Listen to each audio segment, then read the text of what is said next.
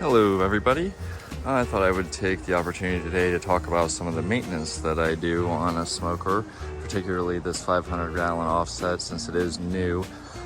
For me today was maintenance day for all my smokers and cookers, and I noticed that a lot of things on the internet or a lot of the other guys talk about what they do with seasoning the outside, the inside, a lot of fire management videos. And I kind of just wanted to go over something that I do that's a little bit maybe different than what the other guys do. But mostly just there's two main things. One of them being that when it comes to the outside of the smoker, I don't like to actually use ham, or I know there's a thing where people are using beef tallows. And the reason for that is with the Pam, it doesn't really last that long on the outside, particularly on the Firebox, and it just burns and turns black. And it's just something that you have to do almost every cook if you're going to use it. The temperatures are almost too high.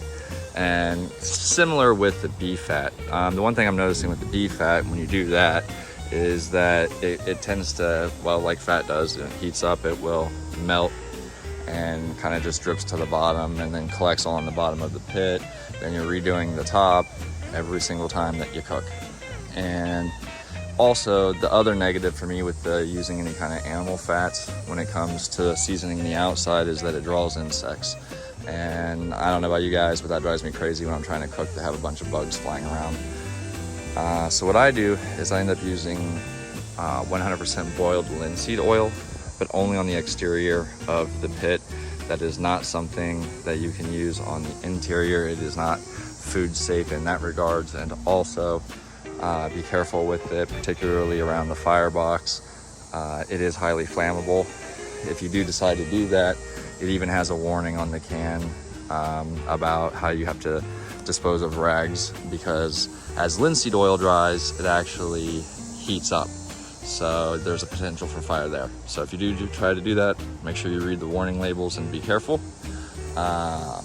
The other thing is I don't do it when it's hot. I have seen a video where they'll tell you to heat up the surface and apply it.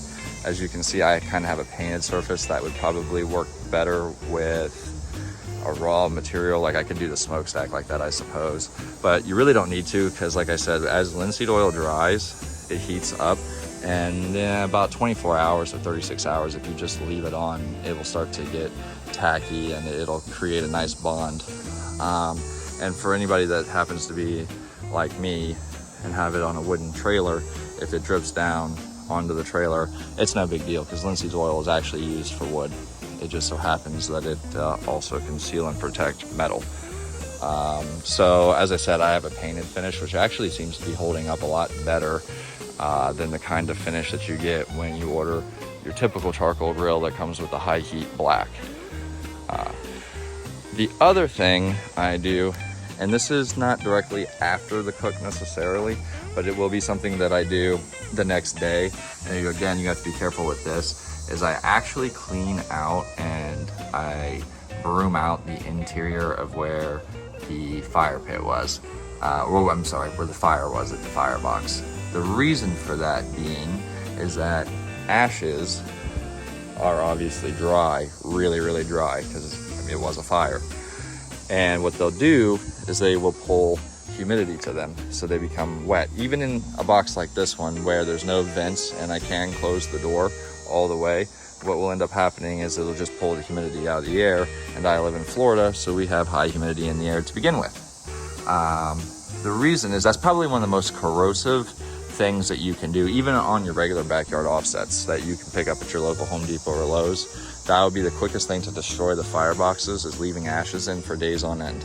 Reason being is that when ashes get wet, they produce lye, and lye is highly corrosive and will eat through the metal.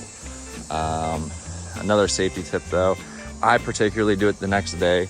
I'm not a big fan. I try to get them out of there as soon as I can. I don't want them leaving them in there, especially when you get into like these larger pits, just because you spend so much money on it. Something as simple as just emptying out ashes to extend the life is too easy of a thing to do to not do it.